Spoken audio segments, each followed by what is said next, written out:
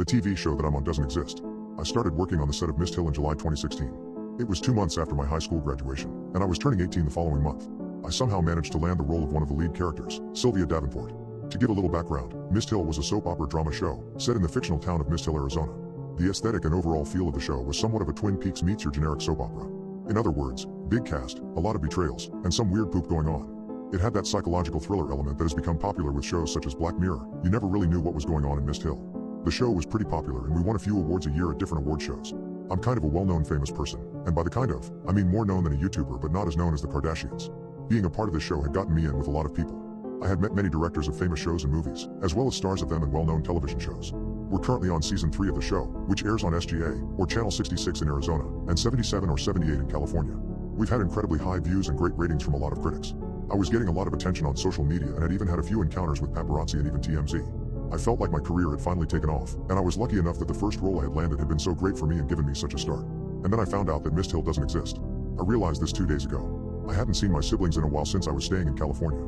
I had been speaking to them via video chat and texted them every day though. They were huge fans of the show and would constantly ask me for spoilers. Anyway, I was finally going to be getting a break due to my character Sylvia Davenport going missing for the next few episodes. I met up with my sister Laura and my brother Conrad at the airport in Phoenix, and we went out for coffee and lunch. As we were talking about what we'd been up to for the last few months, I mentioned that I was having a lot of fun on Mist Hill and that we had just been renewed for another season. Mist Hill? What's that? Conrad asked, with a mouthful of a blueberry muffin. The show that I'm on. Mist Hill? I play Sylvia Davenport. You just asked me whether Dr. Morian was dead after the last episode aired last week. I replied. I think I would remember if you were on a show, Conrad said in that big brother yeah, right tone. I am. We won an Emmy for Outstanding Drama Series in 2017, I said. No. The Handmaid's Tale won in 2017. Lara replied, exchanging a glance with Conrad. I shook my head. That was impossible. I had never even heard of The Handmaid's Tale.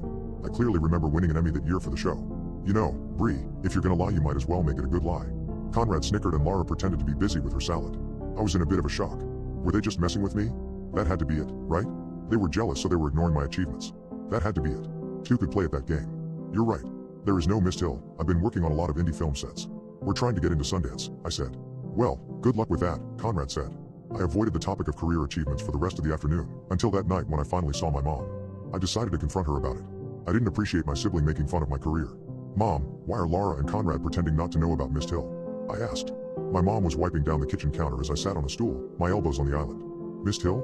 She asked. Yeah. The show that I'm in? I knew that my mom rarely watched TV, and I constantly had to refresh her memory or catch her up on episodes she had missed. You didn't tell me that you were on a show. That's fantastic, she said. Mom, we talk about it all the time, I said. Brie, I haven't talked to you in months. Ever since you took the acting job 2 years ago you took longer and longer to return my calls. I stared at her. Mom, we spoke last night, I said. My mom pulled her cell phone out of her pocket and looked through it. No, we didn't, Brie. The last time we spoke was over a month ago. She turned her phone around, showing me her call logs. I also pulled my phone out and looked through, opening my text messages. But they had all been deleted. What the hell? I whispered. What is it? She asked. Nothing, never mind, I replied. I've tried searching Mist Hill but nothing comes up. I've searched all of the actors on the shows, but Mist Hill isn't listed in the TV shows that they've been in. So what the hell have I been doing for the past 2 years? I was in Phoenix for the last 4 days visiting family. I had tried to avoid talking about Mist Hill for the rest of the visit, but I was still racking my brain trying to figure out what the hell was going on. I looked through my phone on the plane ride back to California, scrolling through the pictures of me and the cast on set, on the red carpet, at the Grammys, and the Teen Choice Awards. If this was some sort of setup, it sure was elaborate as hell. How could all of these things be fake? All my friendships with these huge celebs, and all of these memories that I had of them, how could they all be fake? I had decided against using these photos as proof. My family would only ridicule me more and accuse me of Photoshop or something. But I had the proof. It was in the pictures. Me sitting in my chair that reads Sylvia Davenport Mist Hill in bold black letters, like the show's intro. So what was going on? It was driving me crazy. I went straight home after I arrived in Cali. I was recognized by a few fans at the airport and took a few pictures with them as I thought to myself, could all of this be a scam? When I got home I took a hot shower and scrolled through all of my emails. I was wanted on set tomorrow to film my character's comeback, and my hairstylist had booked me an appointment for early in the morning to change my hair up a bit for the show. It was driving me crazy to think that all of this could be fake. But how? How would they get that many people to play along? It was insane. I was lying in bed, driving myself crazy over this when a text came in. I glanced at my phone screen, thinking it was probably a text from Mirna, my stylist, making sure I had seen her email, but it was from my brother Conrad. Conrad, so are you going to tell me what happened to Sylvia? I can't wait another 2 weeks for a new episode. Smile. I stared at the message. What was this? Why would Conrad pretend not to know about my show while I was visiting, but all of a sudden act like his denial never happened? Emmy, I thought you didn't believe I was on the show? Come. I stared at the little dots at the bottom of the screen, waiting for his reply. Conrad, are you kidding? I'm Mist Hill's #1 fan. So it had been a joke. My family thought it would be fun to mess with me. Of course, I was the youngest. They had been playing pranks on me my whole life. Why would this be any different? I didn't reply to Conrad and instead fell asleep.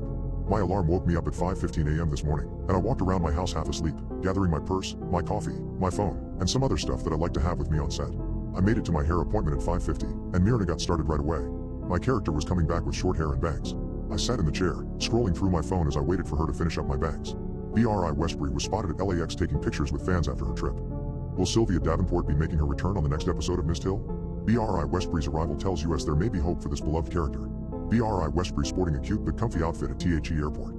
I scrolled through the articles, pushing back the idea of this being a scam. This was way too intricate. My family had to be kidding, right? I got to the set of Mist Hill at around 8 a.m. and was greeted by one of my cast members, Emily Gray. "Hey, nice to have you back," she said as she hugged me.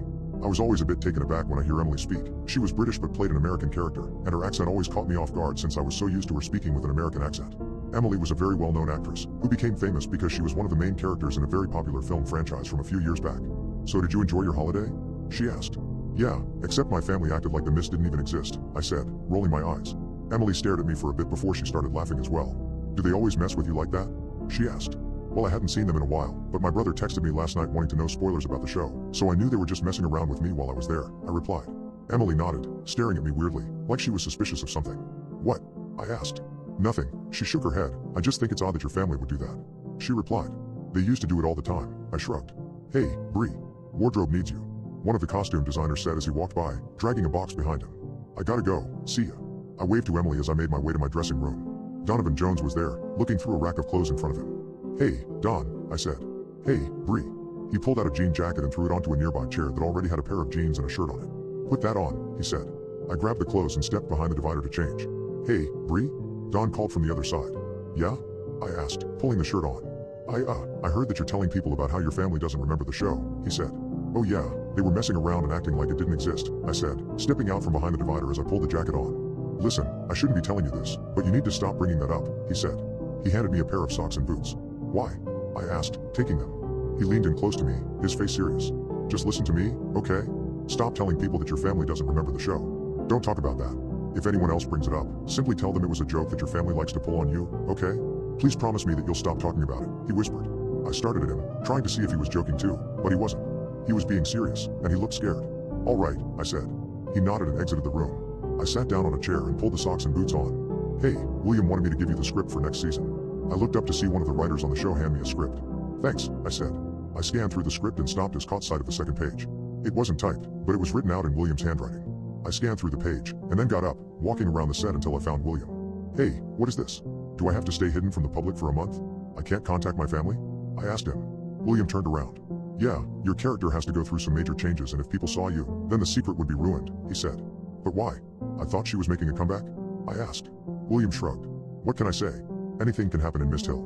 I have an uneasy feeling about this. I just can't shake the feeling that something weird is going on, and I almost don't want to know the answer to this, but do any of you know about Mist Hill? Does anyone know about this show at all?"